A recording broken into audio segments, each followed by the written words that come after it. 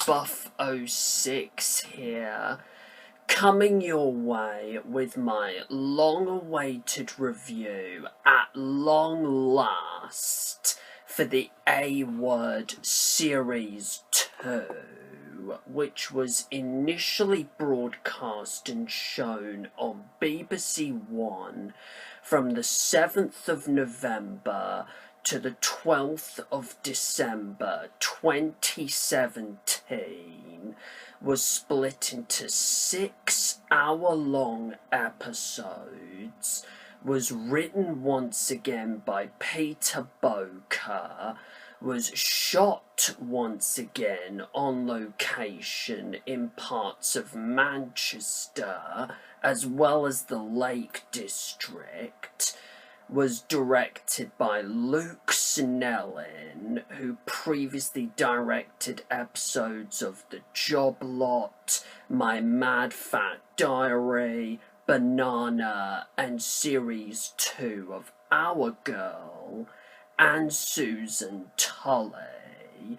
and features the return to their roles from Series 1 of Max Vento, Morven Christie, Lee Ingleby, Christopher Eccleston, Molly Wright, Greg McHugh, Vinette Robinson, Pooky Quesnel, Leon Harrup, and Ralf Little, as well as some new additions to the cast, including Clare Holman, Matt Greenwood, Lucy Gaskell, and an especially relatively unknown autistic actor named Travis Smith.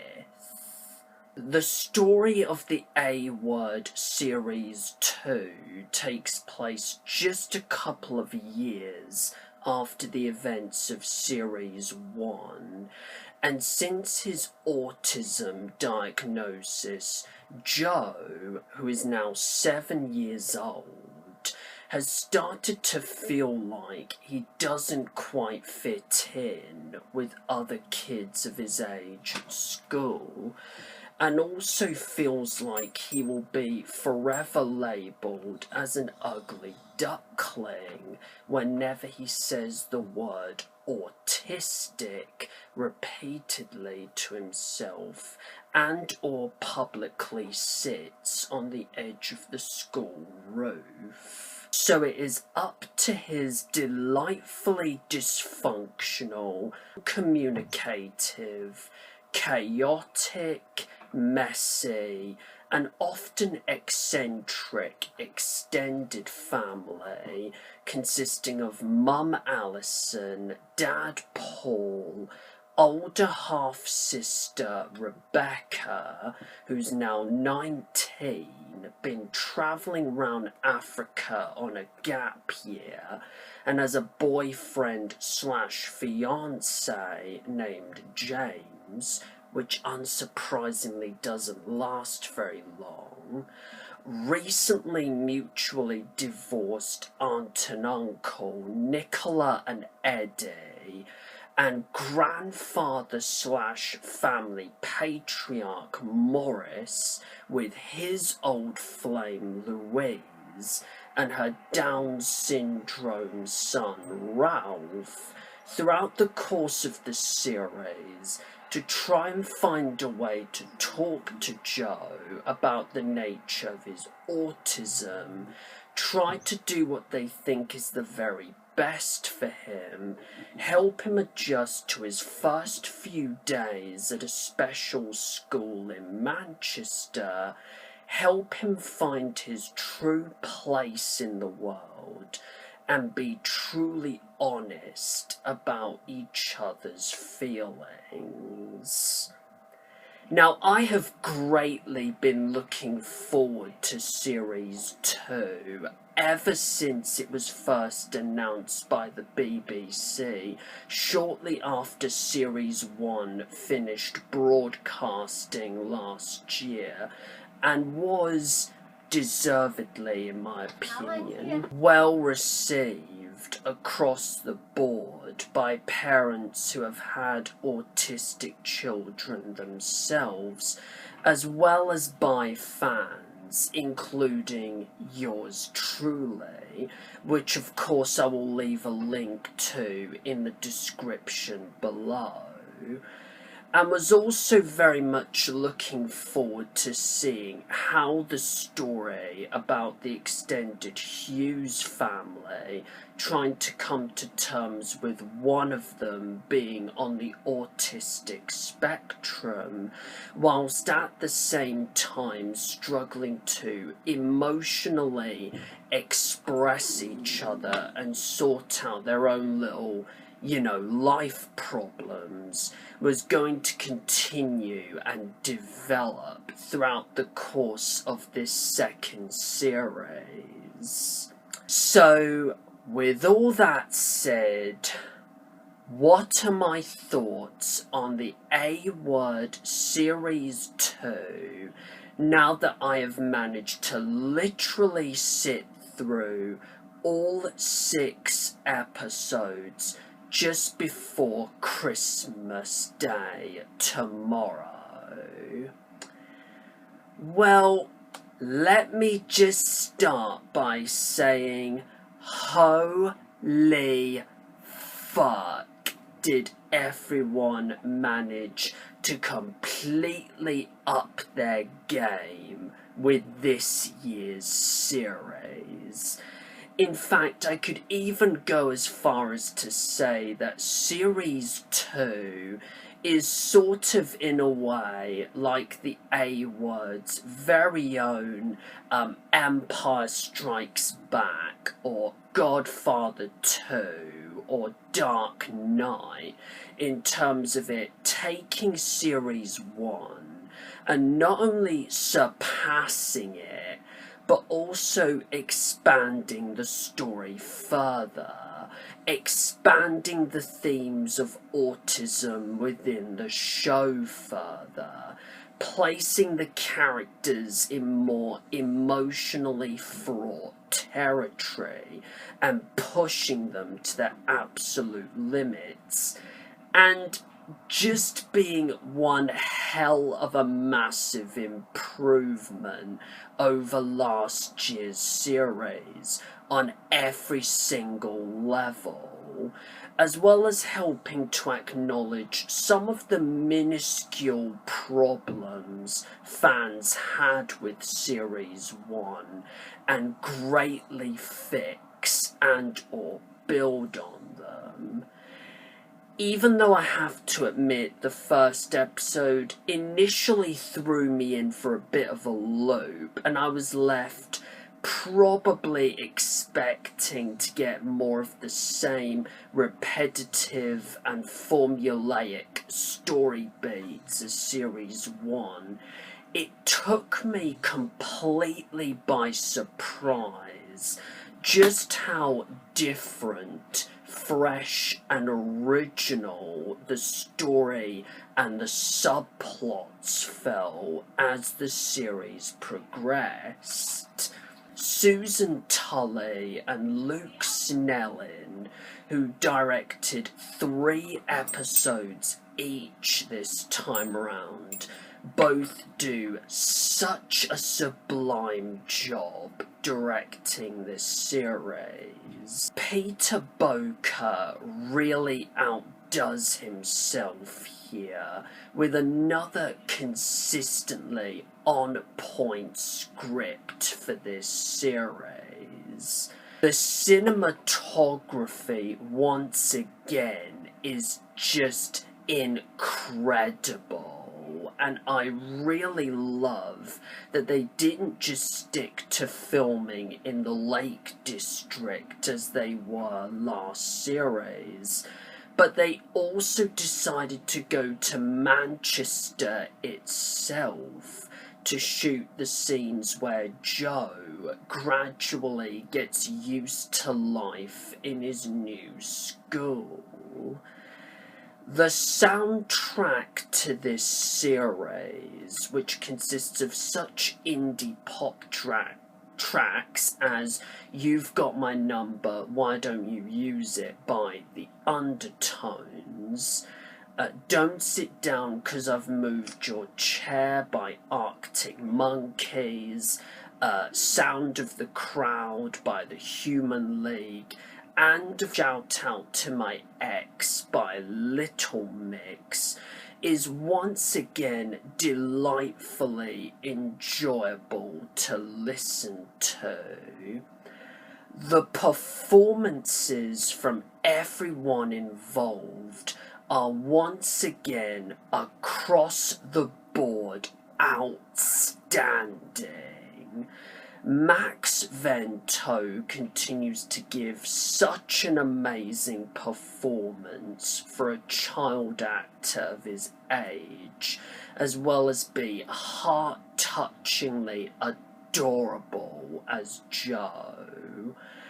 Molly Wright, Greg McHugh and Vinette Robinson still manage to give great supporting performances as Rebecca, Eddie and Nicola. Morven Christie still continues to give a terrific and emotionally fraught performance as Alison, whose marriage to Paul in this series is being put to the test and put through the ringer like never before, more of which I'm going to get into in a moment. One of the minuscule criticisms that I admittedly forgot to mention in my review for Series 1 last year was that Pooky Quesnel as Louise didn't really seem like she had an awful lot to do in that series other than act as the love interest for Morris, and that was it. However, here she is finally given more of a chance to flex her acting muscles and prove how much of an exceptional and underrated character actress she is, with her own little storyline where she gets diagnosed with breast cancer and is receiving chemotherapy and steroidal treatments to help her get through her illness. Even the child actor who plays little Ramesh, who I believe is the same child actor who plays Joseph in The Dumping Ground, he has a little bit more to do and have his own unique chance to shine as a character this time round, at least for the reasonably limited amount of screen time he has throughout the series. Being the first actual autistic actor that's ever been cast in a mainstream television program of this caliber, I thought Travis Smith did a great enough job in his debut performance as Mark, and proved to us that he has such a promising acting career ahead of him. And I especially personally have to give massive props to the BBC for their bravery and their guts to try and further their autism awareness by thinking outside the box, by taking such a historic, ballsy and inspired gamble like this, and by doing something that I don't think has ever been done before, especially in a family television show in terms of casting. And this is coming from someone with autism who feels really further inspired in a way to continue pursuing my passion and love for acting in the foreseeable future. The person who easily has some of the funniest lines and some of the best comedic and occasionally heartwarming moments in this series is once again Christopher Eccleston, who gives another marvellous and fantastic performance as Morris, and the comedy genius between him and Leon Harrup as Ralf is just brilliant. The moment that especially cracked me the fuck up the most, because it was so sudden and so unexpected and seemed to almost come completely out of nowhere, is from the end of episode 5 when Morris unsuccessfully proposes to Louise. But for me, the standout dramatic performance of this year's series by far has to go to Lee Ingleby as Paul. I mean,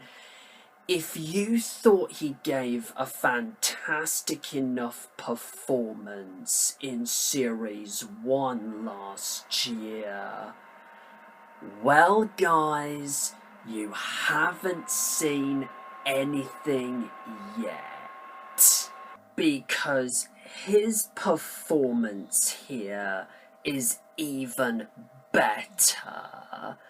The direction Peter Bowker chooses to take both Paul's character and his relationship with Alison throughout the series is especially interesting and complex, because in Series 1, Paul was the one who was willing to try his absolute best to both be a loving and caring father to Jo and keep a brave and cautiously optimistic face about his son's condition, despite the worrying social implications of that. Whereas Alison was the one who was visibly struggling to cope with the extreme burden that comes with having to deal with an autistic offspring. But in Series 2, the roles of both characters are completely reversed, thus allowing both characters to go on an emotional journey, and also allowing us to see a different side of each of their individual personalities. Whilst Alison is now the one who is more accepting of Jo's autism and is more actively trying to do what she thinks is best for her son, Paul essentially finds himself stuck in the same situation that Alison was in Series 1. He feels like he is the one who is fighting a losing battle when it comes to coping with Jo's autism. He sort of goes through a little midlife crisis, and to top it all off, he nearly cheats on Alison with a female brewery co-worker named Sophie, who he forms a little mutual connection with throughout the series. The moment in episode 5 where Paul confesses in front of Alison that he hates Joe's autism and then feels extreme guilt for saying that was not only so shocking and powerful, it made my jaw drop in utter disbelief, but it also really hits home to any parent with autistic children in a way that they can automatically relate to in real life. And all of that is testament to not just how strong the writing is, but also how much of a great actor Lee Ingleby truly is. The series ends on such a simultaneously shocking, emotional, and bittersweet cliffhanger where Eddie and Nicola are still not together. Morris begins to recover after suddenly collapsing on the school stage, which, by the way, when that happened, instantly made me go, oh shit, with a mixture of brief shock and anxiety. Rebecca contemplates travelling independently and seeing the world for herself to help her get through her unfortunate breakup with James. And the future of Alison and Paul's marriage is left hanging in the air. And it also gives us a few little Easter eggs and snippets on where the story might be going next in Series 3. That is, if Series 3 does happen. In conclusion, I freaking love the A-Word Series 2. It exceeded all my expectations and then some. It gave me everything I could possibly want and expect from a second series. It had great humour, much better subplots this time around, some fantastic character development, especially with Louise and the relationship between Alison and Paul, some profoundly emotional moments that hit me like a truck and made me simultaneously smile and shed a tear in equal measure, and one of the most authentic, real, and sincere performances from an autistic actor I have ever seen in a family drama. I honestly cannot wait to see what happens next for the extended Hughes family in Series 3, which, let's be confidently honest with ourselves, is bound to happen at this point. Please make an official announcement, BBC. I cannot highly recommend enough that you go and collect this series on DVD while you can. I know I most definitely will in the near future. And I am, of course, abso-fucking-lutely happy to give the A-Word Series 2 my overall awesome-tacular rating of 10 out of 10. Now, please feel free to leave a comment in the section below and let me know your thoughts on the A-Word Series 2, as well as whether you prefer Series 2 over Series 1 or vice versa, and whether or not you're as much excited for a third series as I am. Plus, feel free to subscribe to my channel as always, as well as go to my channel page and click on the little bell so that you get all of the notifications and updates from my channel via email. And also, if you haven't already, please don't forget to join my Facebook group page, as well as follow me on Twitter and Instagram. Please stay tuned for my next 2 videos, which are going to be my special Christmas collection update video for 2017. Well, obviously, as well as my brief review for the upcoming Julia Donaldson animated short film, The Highway Rat, hopefully sometime before the new year 2018 is upon us. Hopefully sometime before the new year 2018 is upon us. Until then, do take care, everyone, and Merry Christmas for tomorrow.